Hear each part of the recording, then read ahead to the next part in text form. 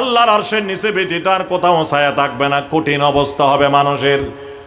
মানুষ দৌড় দিয়ে আদম আলাইহিস সালামের কাছে যাবেন, হে আদম, একটু আপনি আল্লাহকে বলুন আমাদের বিচার শুরু করার জন্য। কিয়ামতের ময়দানের এই আযাব গজব আমাদের আর সহ্য হচ্ছে না।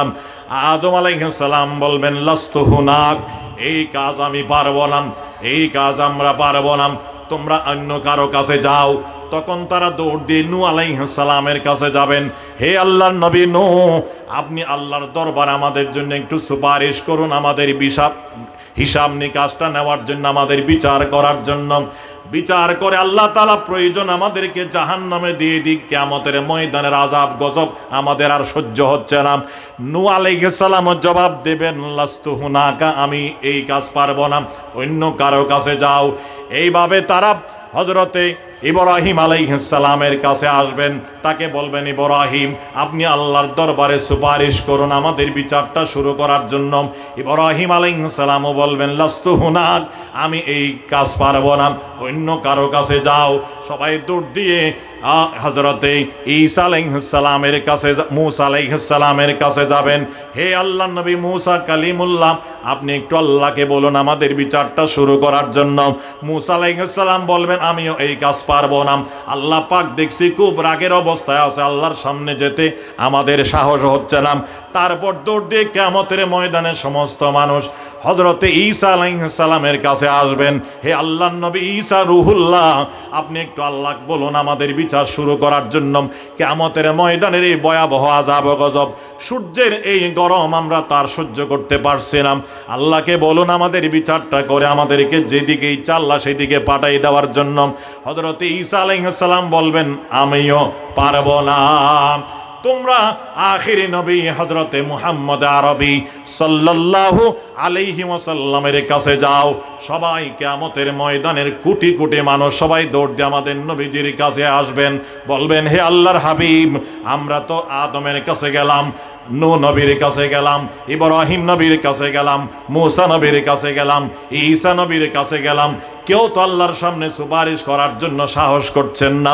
আপনি একটু দয়া করে আল্লাহর দরবারে যান, আমাদের জন্য সুপারিশ করেন আমাদের বিচারটা সম্পন্ন করার জন্য।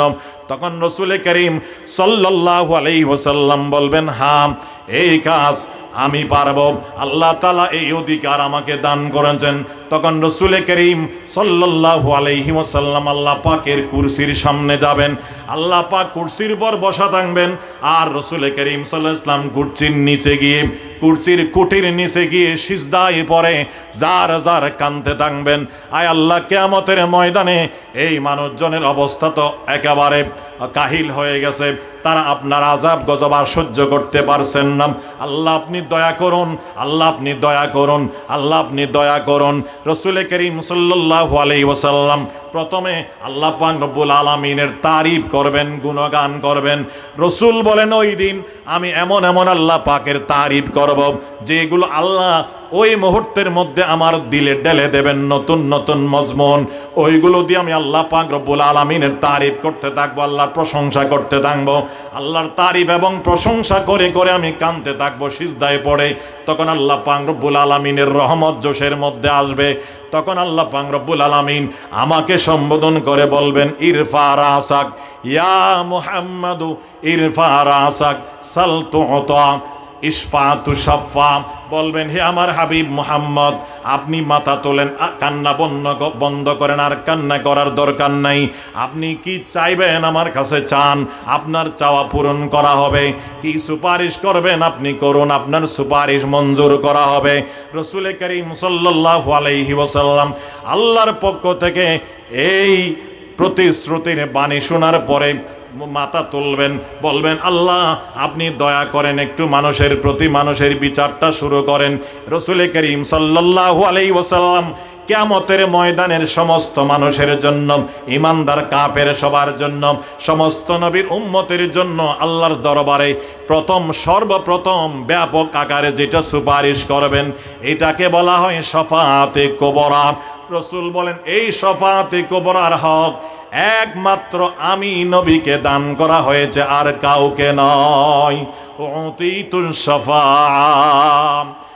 রাসূল করিম সাল্লাল্লাহু আলাইহি ওয়াসাল্লাম বলেন, আমার আরেকটা বৈশিষ্ট্য হলো আমার আগে যত নবী রসুল প্রেরণ করা হয়েছে সবাই ছিলেন আঞ্চলিক নবী, আঞ্চলিক রসুল। এক এক এলাকার জন্য নবী, এক এক সময়ের জন্য নবী। ওই এলাকার বাইরে তার নবুয়ত চলবে না, ওই সময়ের বাইরে তাদের নবুয়ত চলবে না, নির্দিষ্ট এলাকা এবং নির্দিষ্ট জায়গার জন্য। কিন্তু আমাকে আল্লাহ পাক রব্বুল আলামিন প্রেরণ করেছেন গোটা বিশ্ববাসীর জন্য এবং কিয়ামত পর্যন্তের জন্য। ওয়ামা আরসালনাকা ইল্লা রাহমাতাল লিল আলামিন। কিয়ামত পর্যন্তের জন্য আল্লাহ পাক রব্বুল আলামিন আমাকে নবী বানিয়ে প্রেরণ করেছেন। আমাকে কিয়ামত পর্যন্ত আল্লাহ পাক নবুয়ত এবং রিসালাত দান করেছেন। কিয়ামত পর্যন্ত আমার পরে আর কোন নবী আসবে না, রাসূল আসবে না। এবং সারা বিশ্বের মানুষের জন্য আমাকে আল্লাহ পাক নবী বানিয়ে প্রেরণ করেছেন। আরবের জন্য আমি নবী, আজমের জন্য নবী, মাগরিবের জন্য নবী, মশরিকের জন্য নবী, শামালের জন্য নবী, জুনুবের জন্য নবী। পৃথিবীর পশ্চিম থেকে পূর্ব মেরু পর্যন্ত, উত্তর থেকে দক্ষিণ মেরু পর্যন্ত সারা পৃথিবীর জন্য আমাকে রাসূল বানিয়ে প্রেরণ করা হয়েছে। ইয়া আইয়ুহান নাস ইন্নী রাসূলুল্লাহি ইলাইকুম জামিআ। রাসূল বলেন, হে মানুষ, তোমরা সবার জন্য আমি আল্লাহর রাসূল হয়ে প্রেরিত হয়েছি। বুইসতু ইলান নাসি কাফা, সমস্ত মানুষের জন্য আমি নবী। আমাদের নবী হলেন বিশ্ব নবী, বিশ্ব নবী। আগে যত নবী ছিল সবাই ছিল আঞ্চলিক নবী। এটা আমাদের রাসূলের আরেকটা বৈশিষ্ট্য। তাই পৃথিবীর সমস্ত মানুষকে, যে কোনো প্রান্তের মানুষকে পরকালে নাজাত পাওয়ার জন্য আমাদের নবীর উপর ঈমান আনতেই হবে। ইহুদি হোক, নাসারা হোক, যে কোনো ধর্মের মানুষ হোক, তাদেরকে পরকালে নাজাত পাওয়ার জন্য মুহাম্মদ সাল্লাল্লাহু আলাইহি ওয়াসাল্লামের উপর ঈমান আনতে হবে। তার নবুয়তকে বিশ্বাস করতে হবে, তার রিসালাতকে বিশ্বাস করতে হবে, তার শরীয়ত মানতে হবে। না হয় কোনো মানুষের পরকালে নাজাত হবে না।